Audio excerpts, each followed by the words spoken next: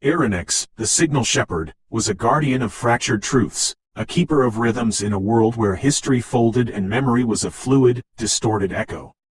His journey began in the deepest chamber of the cryptic archives, where a single, glowing key, a butterfly made of pure static, waited for him. He used it to unlock a metallic, humming door that had been sealed since the first Great Dissonance. Behind the door lay the fabled library of lost transmissions, a place of impossible scale where knowledge was not written but held as shimmering fields of light. He navigated its star-dusted corridors, his long blue hair a faint beacon in the endless void, searching for the core memory, the one fragment that held the truth of Aethel's original, harmonious state. He found it not in a book, but in a small, holographic orb that pulsed in his hand. With the orb in his possession, Aerynux ventured out, only to find the world around him reflecting his quest. In a desert of shifting, glowing sand, he was confronted by a towering glyph, a monstrous corruption of ancient knowledge that pulsed with a dangerous red light.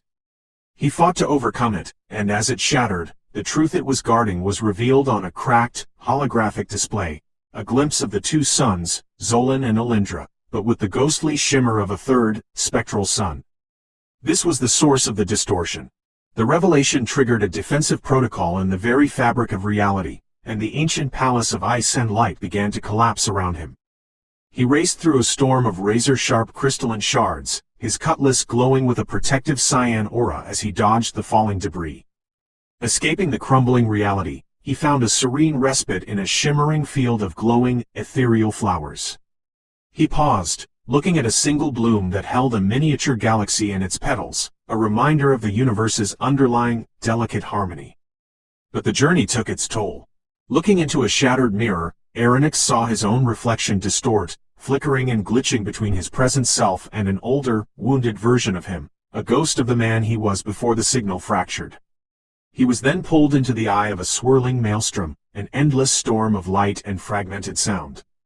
He held a broken, futuristic gramophone in his hands, and with focused effort, he began to mend it, each click and piece a step toward restoring the cosmic rhythm.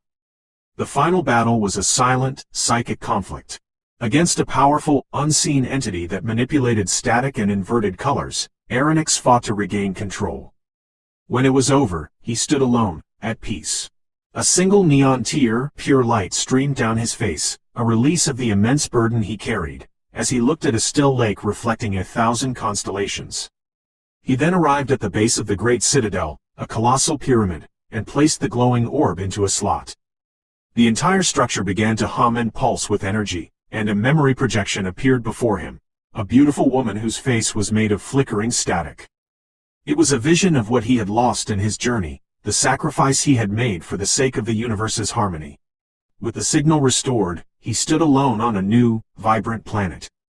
His deep blue hair had taken on a life of its own, now glowing with the bright, pulsating cyan of pure signal. A new sun rose in the sky, a dawn of a new era. His cutlass was sheathed, his quest was over. He was no longer just the signal shepherd, he was now the guardian, the beacon, and the living embodiment of the restored signal.